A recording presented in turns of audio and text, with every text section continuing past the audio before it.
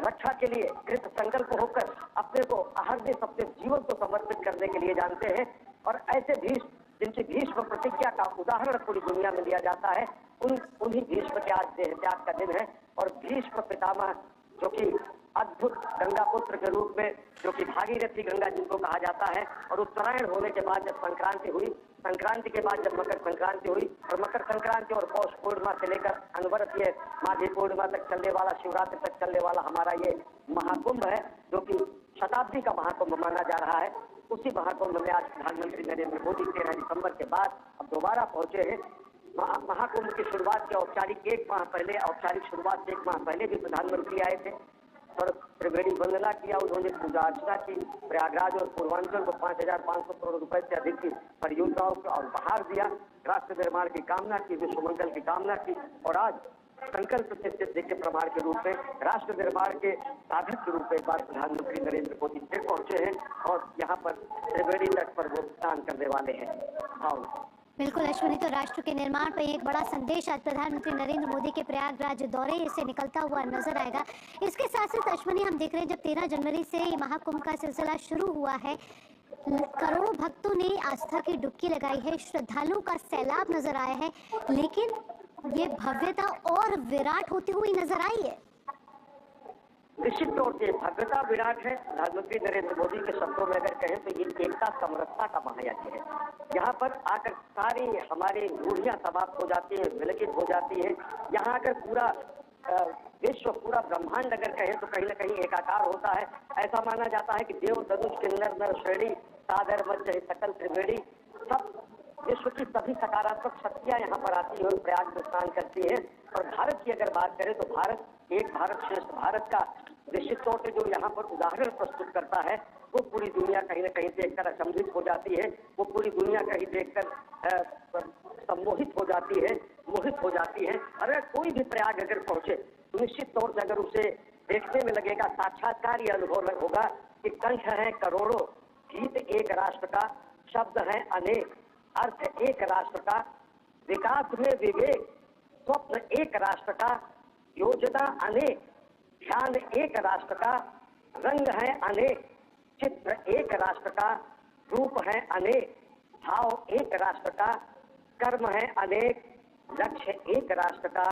पंथ है अनेक, धर्म एक राष्ट्र का, और वो धर्म है मानवता का धर्म, वो धर्म है सत्य सनातन शाश्वत मूल्यों का धर्म, वो धर्म है कृणवंतो विश्वमाजम का धर्म, वो धर्म है वसुधैव कुटुंबकम का धर्म, और वही धर्मपरायण स्वरूप, वही कर्तव्यपरायण स्वरूप, वही एक निष्ठ साधक तपस्वी परिव्राजक स्वरूप प्रधानमंत्री नरेंद्र मोदी मां भारती के साधक स्वरूप में, राष्ट्र वंदना के आराधक के स्वरूप में त्रिवेणी तट पर पहुंचे हैं, गंगा स्नान करने वाले हैं, राष्ट्र मंगल, राष्ट्र कल्याण, विश्व कल्याण की कामना करने वाले हैं। बिल्कुल अश्विनी, ये वही संस्कृति जो हम सबको एक साथ जोड़ती रहती है, जो हमें अध्यात्म के साथ जोड़ती है, जो परंपराओं के साथ जोड़ती है, जो एकता के अटूट बंधन के साथ जोड़ती है। और जब प्रधानमंत्री नरेंद्र मोदी जब भी इसका उद्घोष करते हैं, जब भी अपने वक्तव्य में बोलते हैं, तो कहीं ना कहीं ये एकता का सूत्र कहीं ना कहीं बंधता हुआ नजर आता है और अटूट बंधन में बंधता हुआ नजर आता है। निश्चित तौर से, और पूरी दुनिया देखती है कि हम कैसे आत्मसात करते हैं सभी पंथों को, सभी धाराओं को, सभी विचारधाराओं को, सभी मूल्यों को। हम जब कहते हैं, मैंने एक बार फिर कहा कि आनो भद्रा क्रतवोयन्तु विश्वता,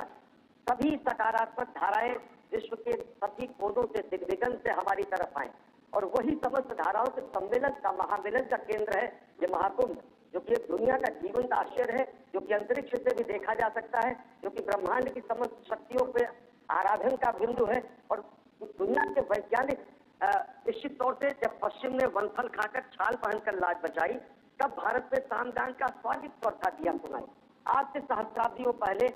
सूर्य की गति, काल की गणना, चंद्रमा की स्थिति, ग्रहों की अवस्थिति, सब हमारे पुरखों ने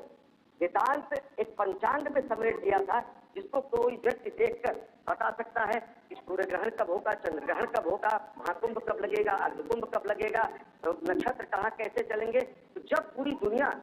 इस बात पर कहीं भ्रमित थी कि सूर्य के चारों तरफ पृथ्वी चक्कर नहीं लगाती है, सूर्य पृथ्वी के चारों तरफ चक्कर लगाता है, जिसको दुनिया ने जब सही मायने में जाना और उसे कॉपरनिकस क्रांति का नाम दिया, जब दुनिया ये नहीं जानती थी कि ब्रह्मांड में के पिंड किस तरीके से गति कर रहे हैं, तब हमने ब्रह्मांड के नक्षत्रों की काल गणना धिक और काल दोनों की सटीक गणना करके हमने समेट दिया सामान्य से पंचांग में, जो कि किसी भी व्यक्ति द्वारा जो ज्ञानी होगा वो बता सकता है कि अन्य अन्य ग्रहों की स्थितियां क्या है। तो जब पश्चिमी देश जो कि हमें धर्मनिरपेक्षता बताते हैं, पश्चिमी देश जो हमें साम्या बताते हैं, इक्विटी और जस्टिस की बात करते हैं, पश्चिमी देश जो हमें फ्रेटर्निटी की बात बताते हैं, उन्हें आकर यहाँ पर साक्षात्कार अनुभव होता है कि किस तरीके से साम्या, न्याय, धार्मिकता, बंधुत्व, समवाय, संवेद स्वरूप में यहाँ आकर एकाकार हो जाती है, महाकुंभ के रूप में, प्रयागराज के संगम के रूप में, भारतवर्ष के रूप में, जहाँ पर सभी धाराएं आकर मिलती है। सभी को हमने अपने हृदय स्थल में संभाला और सभी को हमने वो स्थान दिया, सबको हमने समादर दिया, और उसी समादर का ये महापर्व है महाकुंभ, जहाँ पर प्रधानमंत्री नरेंद्र मोदी ने आज प्रधानमंत्री नरेंद्र मोदी का शुभागमन हुआ है और वो अभिमुख है संगम तट की ओर और स्नान करेंगे और स्नान करने के बाद राष्ट्रमंगल, राष्ट्र निर्माण की कामना करेंगे। बिल्कुल, ये वही सनातन धर्म है जो किसी को छोटा बड़ा नहीं समझता, जो किसी जाति को नहीं समझता है, सबको एक समान मानता है। और साथ ही साथ एक समान के तौर पर हम ये भी देख रहे हैं अश्विनी कि विदेशों से भी जो नागरिक है वो इस समय आस्था की डुबकी, उन्होंने कई विदेशी नागरिक आए, कई देशों से आए जिन्होंने आस्था की डुबकी लगाई, कई राजनयिक भी आए जिन्होंने आस्था की डुबकी लगाई है। और जिन्होंने भी आस्था की डुबकी लगाई है उनके पास जब वो डुबकी लगा कर बाहर आते हैं अश्विनी, तो उनके पास शब्द नहीं होते, बेहद ही अभिभूत है वो इस समय। एक तो ये कि आध्यात्म की अनुभूति करके और एक व्यवस्था को भी देखकर। निश्चित तौर से पूरी 70 से ज्यादा देशों के राजदूत यहाँ पर आए, भूटान नरेश यहाँ पर आए। सारी दुनिया के किसी भी देश का हिस्सा नहीं कहा जा सकता जहाँ से लोग यहाँ न पहुंचे हो। और कई देशों की आबादी से ज्यादा 38 करोड़ आबादी, यानी कि आप समझिए कि दुनिया के भारत और चीन छोड़ के समस्त देशों की लगभग आबादी यहाँ पर स्नान कर चुकी है। जीवन का आश्चर्य दुनिया इसे मानती है और जीवन का आश्चर्य इस मायने में भी है कि किस तरीके से धर्मनिष्ठ रूप में, एक अनुशासित रूप में इतना बड़ा जन समुदाय यहाँ पर पहुंचता है और हर कुंभ में पहुंचता है, हर माघ मेले में पहुंचता है। जब महाकुंभ होता है तो ये संख्या अपरिमित और अगणित हो जाती है। और ये अगर देखें तो निश्चित तौर से अगणित को गणित करने की कोशिश है, अनंत को सीमित करके जानने की कोशिश है, ये अपरिमित को परिमित करने की कोशिश है। और ये वही है कोशिश जिसमें हम ये बताते हैं कि हम पूरे विश्व को